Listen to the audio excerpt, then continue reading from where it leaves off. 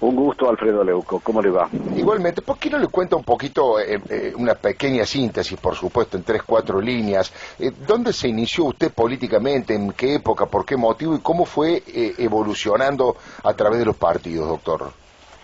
Mire, mi evolución, la verdad que es muy simple, muy lineal. Yo soy afiliado al Partido Justicialista desde la vuelta de la democracia en el año 1983. Ahí me afilié, por primera vez tomé posición política partidaria, a pesar de que mi padre fue ayudante de Perón en una época y jefe de la Escuela de Tropas Aerotransportadas y destituido en el 55. Ah, sí. O sea, con una carga familiar fuerte, pero bueno, y después a partir de los 80, en realidad yo no me dediqué a la política, sino que me dediqué a la defensa de derechos humanos, judicialmente hablando, no la defensa política ni periodística. Claro, no en una ONG, sino como abogado. Sí, defendí la mayoría de los sobrevivientes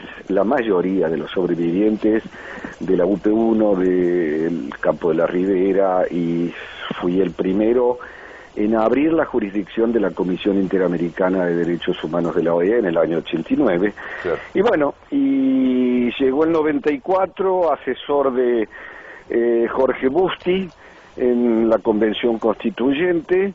Ahí la conocí a Lilita Carrió, que me cayó muy bien, y bueno, y una cosa lleva a la otra. Seguí siendo el abogado de Busti, por cierto, durante muchos años. Intervine en el caso Bussi, yo fui el jefe de asesores del PJ en ese sonado juicio donde se impugnó su diploma de diputado. Y después, bueno, en el 2007 Lilita me convocó para ser candidato por Córdoba a diputado nacional y para sorpresa mía salimos electos y ganamos en la ciudad de Córdoba. Ahora, usted, doctor, es sociólogo además de abogado, ¿no es cierto?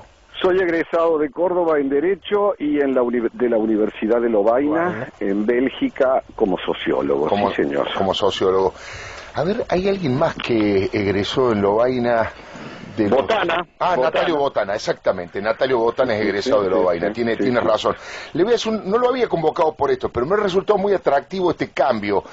¿En qué momento usted se sintió que dejó de ser peronista? ¿O no dejó de ser peronista? Nunca, porque mi ficha de afiliación está abierta. Yo soy, creo que soy el único extrapartidario en el bloque de Lilita Carrió, cosa que ella me lo admite.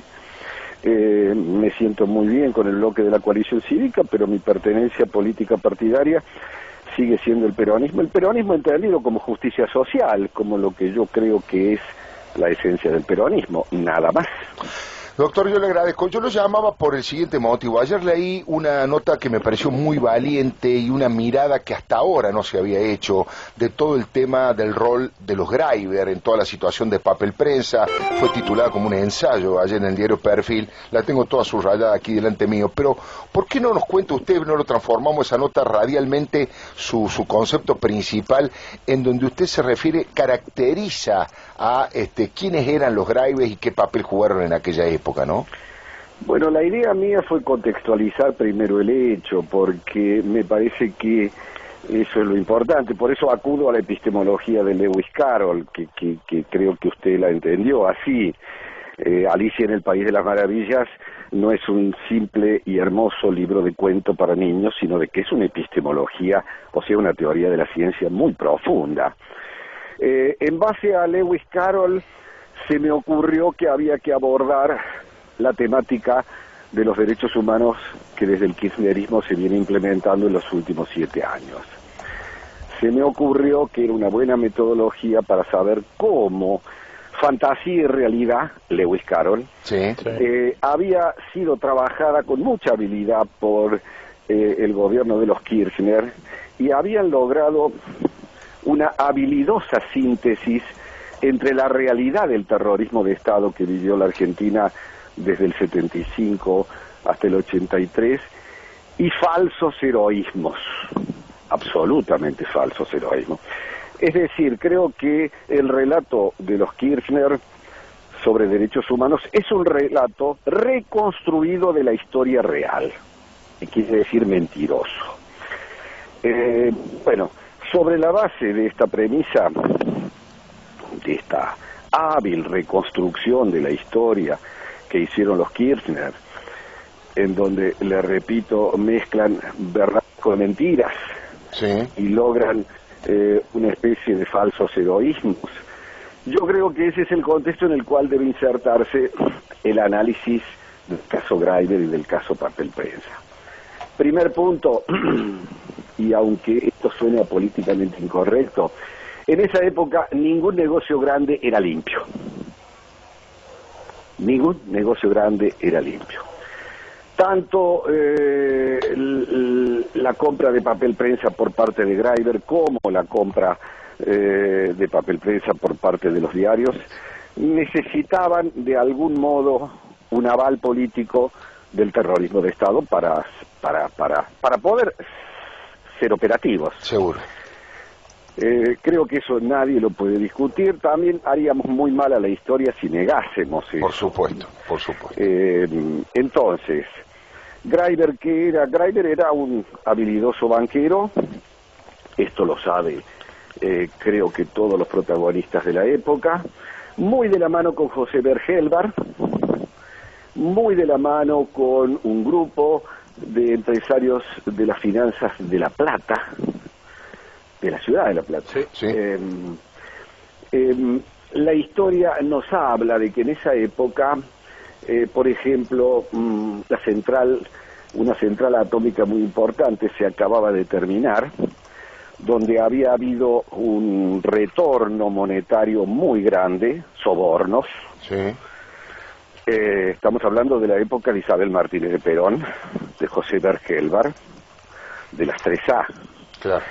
En esa época coincide también el depósito que los montoneros hacen o le piden el asesoramiento financiero a Greiber, y todo confluye aparentemente en una misma cuenta.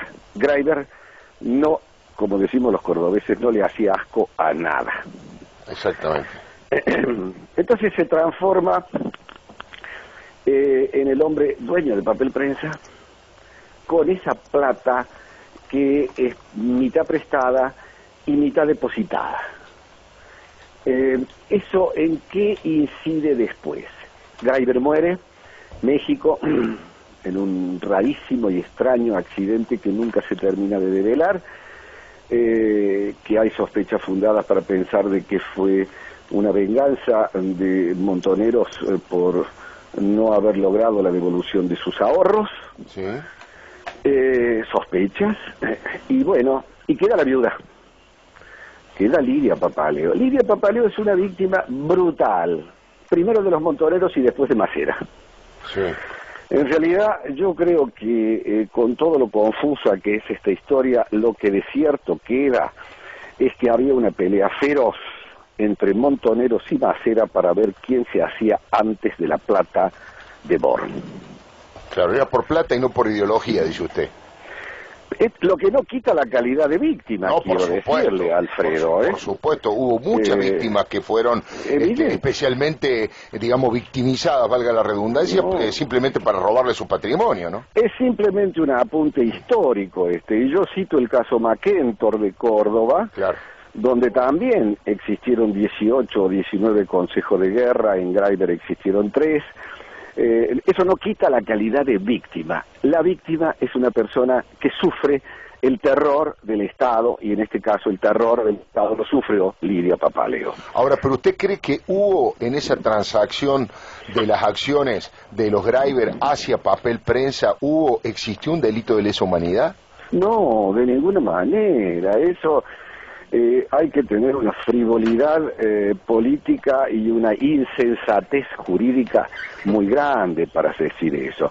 Los crímenes de lesa humanidad están más allá de la difusión panfletaria del tema. Técnicamente están definidos en el Tratado de Roma, en el artículo 6. Son precisiones técnicas muy grandes porque conllevan normalmente la imprescriptibilidad de las acciones civiles y penales. Conlleva la universalidad en la persecución penal de los delitos. O sea que es muy, muy específico el Tratado de Roma en este tema, de ninguna manera. Una cosa es hablar de violaciones a derechos humanos, otra cosa es hablar de terrorismo de Estado, y una tercera es hablar de crímenes de lesa humanidad. Claro. Doctor Juan Carlos Vega, aquí mi compañero Omar Lavieri, bueno, dice que tiene que hablar de otro tema otro día con usted. A ver, ¿qué dice Omar? ¿Cómo anda, diputado? ¿Bien? ¿Cómo le va? ¿Qué dice usted? Muy bien. Para la próxima entrevista, próxima, esta o la que venga, porque podemos hablar de varios temas, usted nos tendría que contar ese proyecto que mandaron para que los delitos de corrupción no queden en la nada, como sucede habitualmente, y alguna vez le tendría que contar a la audiencia cómo fue que le ganó un juicio a los Estados Unidos por una cuestión de pena de muerte, puede ser. Saldaño, el argentino que está esperando la pena de muerte, que está condenado a pena de muerte en Texas, ¿verdad? Sí, yo soy el abogado de Saldaño desde hace 12 años y ese es un hermoso caso porque la verdad que yo no defiendo la inocencia de Saldaño, sino ataco la discriminación racial en el sistema judicial más garantista del mundo, claro, que es el americano. Claro. Así que, bueno, pero mi nave insignia, yo he llegado a la Diputación Nacional por la corrupción. Ahí está. Quiero aclararles. No por la corrupción, en contra de la corrupción, digámoslo bien, porque después lo graban y lo editan, maestro. Sí. Yo quiero, o soy de los que cree que el deterioro de mi país, la decadencia de la Argentina, pasa centralmente por dos huevos de la serpiente. Una matriz cultural profundamente autoritaria, sí, que hace creer que el que piensa diferente es un enemigo que hay que matar, y en segundo lugar una liviana convivencia de toda la sociedad con la corrupción, que es un delito del poder. Sin duda. Bueno, estos son mis principios, como diría Groucho Marx. Si no le gusta, tengo otro. Doctor, me alegro que como cordobés hayamos terminado con una sonrisa después de haber tratado temas tan profundos y tan importantes para nuestro país. Le mando un saludo muy grande y que ande muy bien, doctor. Gracias a usted. Hasta luego. Chao.